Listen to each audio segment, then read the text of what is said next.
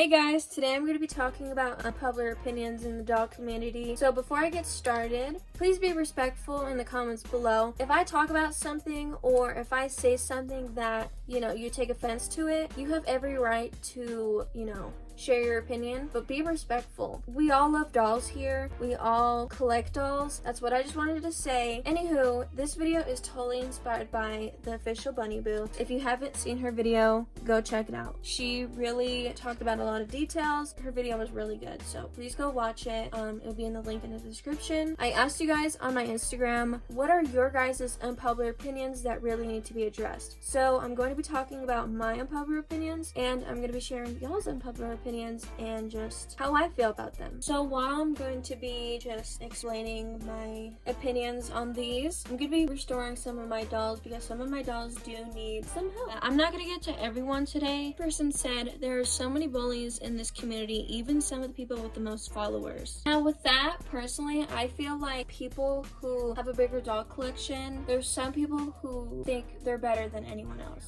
Like there's some people that think, oh my god, I have all of these dolls, like I'm better than you. Like some people like to put that in an argument, like just because you have a lot of dolls doesn't mean that you're better than everyone else. For me personally, I do have a big collection, but that doesn't mean that I'm better than everyone. It shouldn't even be a competition, and some people do think that way, and it's like having a lot of dolls doesn't solve all your problems. I just don't like that type of people. But I did interact with somebody who we were arguing, and they were like, I'm gonna post about you to my 22,000 followers. Like, okay, go for it. Like, they're inactive anyways. I'm just kidding. No, but there's some people like to think they're better than anyone else because they have a lot more of something. Like, what is that gonna solve? That don't mean nothing. Followers doesn't mean anything. It doesn't mean that you're a good person. I've only interacted with one person who brought up their followers. Okay, good for you. Don't make that your personality trait. So this person said, not everyone has to like Monster High. I agree. You guys know I love Monster High, but I think Monster High by far is the community that I don't really get along with. Of course, I've met some amazing people. There is a lot of nice people in the dog community, but I've interacted with so many Monster High collectors that to the point where I don't even like being around that community, if that makes sense. One time I said that Zombie Gaga is an ugly doll, but I got her anyways because she was cheap, and a lot of people were like, oh my god, why even get her? There's gonna be someone out there who wants her even more. I'm like, if you saw an expensive doll for cheap, you get her too. It's some Monster High people do not know how to take the criticism, or how do I say it? It's usually the younger people think that Monster High is the best of the best, and Monster High dolls have a lot of glue seepage. They deteriorate over the years, but you can't tell a Monster High younger collector that, or they'll blow up at you. Sometimes those type of people can't take the fact that not everyone has to like Monster High, not everyone has to collect Monster High. Do you guys get what I'm trying to say? I'm just being honest with y'all from my personal experience. The TikTok community, do not share your opinion if it's something negative towards Monster High, or you're gonna get flamed like I did. But yeah, I do have to agree, not everyone has to like it. I mean, at times I don't even like Monster High. I'm like, damn, why do I like these dolls? They're so overhyped. No doll line is better than the other, but I think Monster High is definitely overrated. On to what I was talking about. Dog TikTok is one of the worst sides of the dog community. TikTok is by far the #1 social media I have that gets the most backlash. I posted a video, I'll put it right here. Unpopular opinion nobody ever talks about. The Monster High community is the most bitter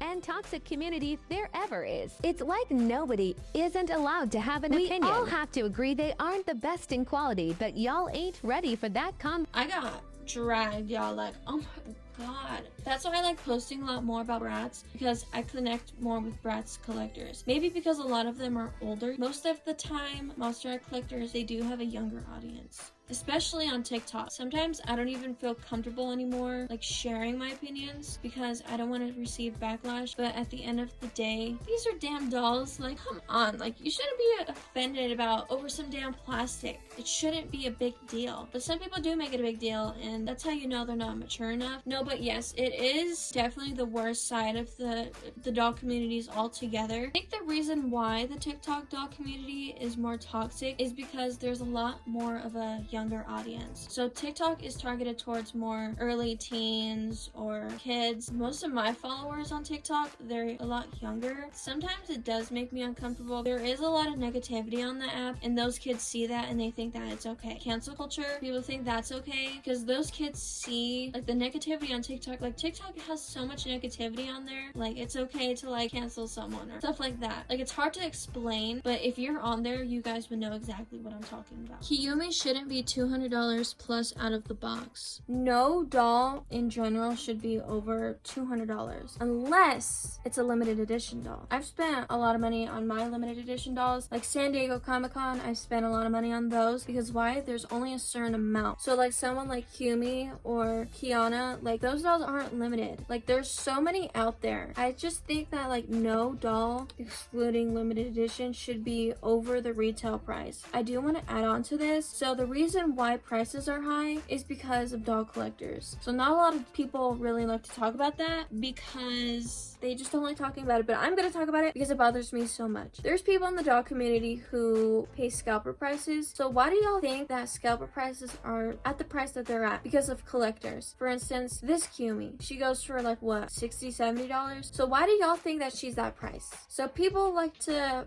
bump up the price. Here's a perfect example. Y'all know Holiday Felicia? She goes for retail $50. She's up to $150. Because of impatient people. The same people who buy from scalpers are the same people who cry about why prices are high. Like you can't like buy from a scalper and then go cry about, oh my god, like why are people like selling it for like $500? Babe, you just bought from a scalper. And people who buy high prices like that are selfish. So like if you went to go buy Holiday Felicia for $150 when you could wait a few months to get her retail, it's selfish because you're thinking about yourself and it's ruining the prices for other doll collectors. I just think that no doll should be over the $100 mark. Like I've never spent $100 on a doll. Limited edition is an exception because they're limited. Dolls like Holiday Felicia, she ain't gonna be limited. Y'all are ruining the prices if you buy from scalpers. Like if you think that $150 is an exception for a retailed Holiday Felicia, babe, you need to check yourself. It's all about patience. The key to being a doll collector is having patience. Like you gotta have patience. Ain't no damn way I'm gonna spend $100 on Holiday Felicia. Like what are you gonna get out of paying $150 for a doll that goes for $50? What are you gonna get out of that?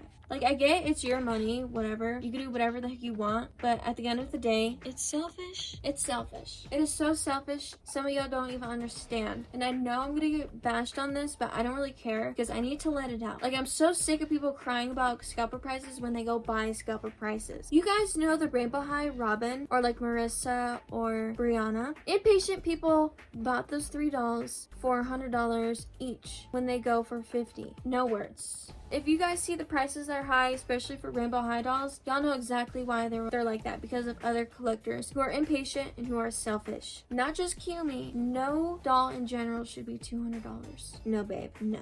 Bratz needs to stick to feeding it to fans and not locals who call themselves Y2K Brat dolls. MGA is really focused on trying to get most stuff out as possible, like all these, you know, collaborations or like the re-release of the dolls. And I feel like it's a mixture of both. They're feeding into fans and Y2K people. Put more of their attention on clothing collaborations, I guess. Like, have y'all seen Dolls Kill? Like, that is so expensive, y'all. Like, oh my god. And I guess in a way I do agree, but I also have to disagree because without the Y2K trend, we probably wouldn't even have the re-release of the Rock Angels or the first editions. Without the Y2K and the trending stuff, we wouldn't even have heard of the Bratz brand ever. But like, I don't really know how to feel. Like, I agree, but I also don't. I just feel like they're so focused on the clothes. Like, y'all need to, like, focus on the dolls and fixing the faces. Like, I am so sick of the dolls looking so ugly. Like, have y'all seen Sweetheart Megan? Y'all, her face is so ugly.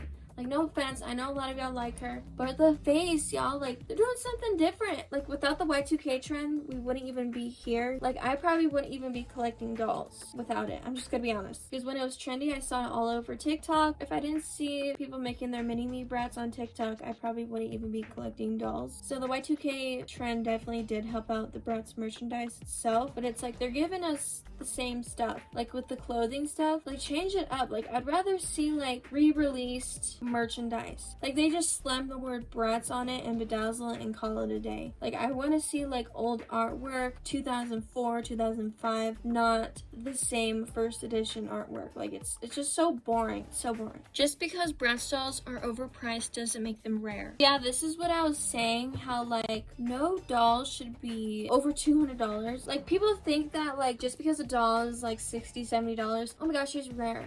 Like that. No, it's not. It's because of the scalpers make them that way. I'm telling y'all, like limited edition dolls, those dolls are to be considered rare because there's only limited. There's no such thing as a rare doll unless it's released in a different country. This was what the official Bunny Boo was talking about. She was saying how in the UK, they only have the classroom dolls released there. So it's really rare in the US to find those. With those dolls, I guess it's an exception for them to be at a certain price because they're not released in the US. Or like, let's say you live anywhere but the US, like the San Diego Comic-Con dolls, those type of dolls are rare because they were only released in San Diego, which is only in the US, so they go for a certain price. With this doll, she's not rare. Or the Rainbow High dolls, no Rainbow High doll is rare.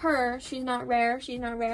None of these dolls are rare, y'all. There's a difference between hard to come across by and rare. Hard to come across by means there's not really a lot of listings out there. Like my husband's room doll, you don't really see that doll anywhere, but that doesn't mean she's rare. It's just you don't really see her in a certain condition. Monster High dolls are not good quality. Yes, they're not. They are definitely not good quality, and that's what I was talking about, how sometimes a lot of Monster High collectors try to defend them, and you know, they're doing all this stuff when really they're not the best quality. To be honest with y'all, I'd rather have a doll with no articulation but with detailed clothes. That's why I love Bratz. But I feel like with Monster High, they're more focused on articulation and like to be posable and the boxes, like stuff like that. And like, it's like they need to like, I wish they would have fixed that glue seepage problem because there's so many of my dolls that are ruined and have so much yellow, and that's what it's causing them to have the lower quality. Like, you don't see any glue seepage problems with Bratz dolls. It's usually Mattel dolls. Mattel uses a lot more cheaper quality, even with like the face paints. If you've ever cleaned a Monster High doll, you guys would know that their faces are so sensitive. Like, the paint they use is so cheap, y'all. One time I accidentally spilled rubbing alcohol on my doll, the Monster High doll. Her face was off, but I could like put bleach on Bratz dolls. They would be fine. Like, the paint MJ uses is amazing, and like that's why I love MJ dolls so much more. Bratz should have set ethnicities. In a way, I agree. The reason why I do disagree is because younger kids, they look up to a doll that looks like them. When I was growing up, I really never had a doll that really looked like me. I'm someone with dark hair, lighter complexion, colored eyes. Usually they had like blue eyes and they were like I'm just gonna say like Russian. I don't know. I'm just making something random. But I'm not Russian, so I can't really connect with that doll, you know? I look a lot like Katya. Katya is Arab, I believe, but people think that she is Russian, but I'm neither, so I can't really relate to her, but I look like her. So in the doll world, you can make a doll whatever you want it to be. I don't think they should have set ethnicities, but sometimes I do because it is so cool to have a doll with a set ethnicity. I'm gonna make an example with Kiana. I believe she was posted last year on Black History Month. That does confirm her being black, but there's really no confirmation of her being Native American. So I'm not sure where that came from. Maybe people put the dots together, Wild Wild West, teal, her different complexion. Ever since I've joined the Bratz world and the doll community world, I have been looking for Native American dolls, and really there isn't that much representation. I just consider Kiana to be full Native American because there's hardly any Native American representation in the doll world. The last time there was a really good Native American line was the Barbies from the 90s. Of course, Pocahontas counts,